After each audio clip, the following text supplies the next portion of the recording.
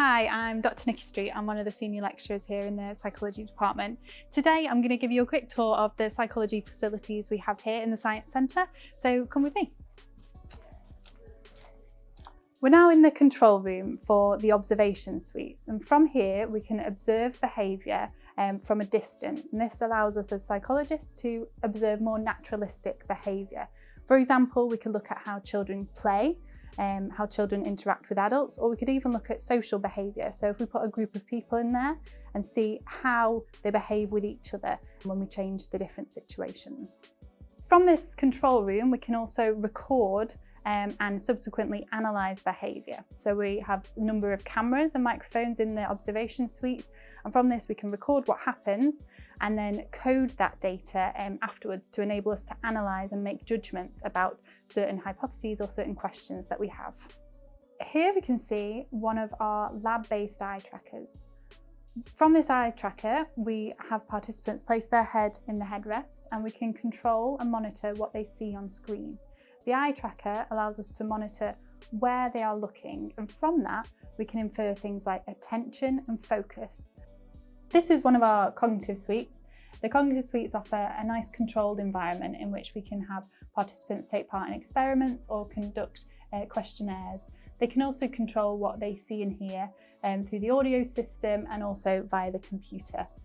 So the cognitive suites are available to book out for our undergraduate and our postgraduate students. The computer programs that we have here allow students to build their own experiments, so they can control the type of stimuli they include, they control the images and the audio and aspects that they can include, including the questionnaires. So this is our driving simulator. The driving simulator can be used in a multitude of different experiments, but we can use it to study situations where ethically we might struggle in the real world. For example, we could have participants sit on the driving simulator and then take a phone call or read a text message and monitor the impact that that has on attention and response time to hazards in the road. So here we are in one of our counselling rooms. These counselling rooms are used regularly in teaching, particularly for the counselling students.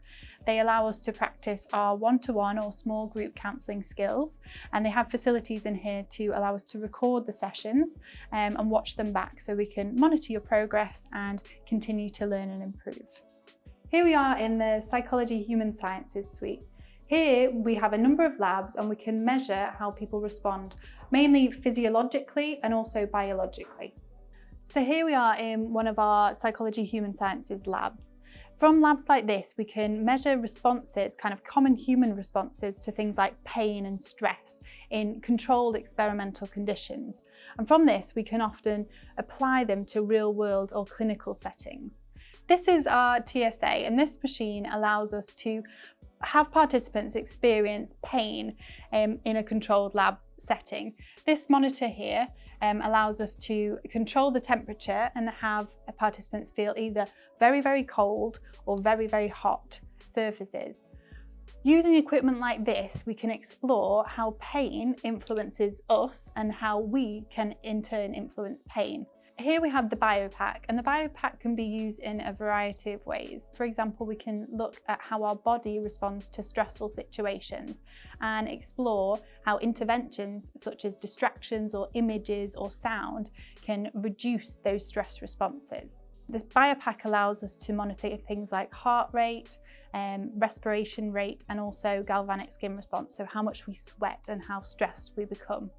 So in addition to the lab-based equipment that we've got here, we've also got a number of portable pieces of equipment that students and staff can use in their own research. For example, here we have the EEG, the portable EEG. We also have a number of portable equipments such as activity monitors and the portable eye tracking. And this allows research to take place outside of the lab, which obviously is really important when we're looking at real world scenarios. So here we have our 64-channel EEG cap.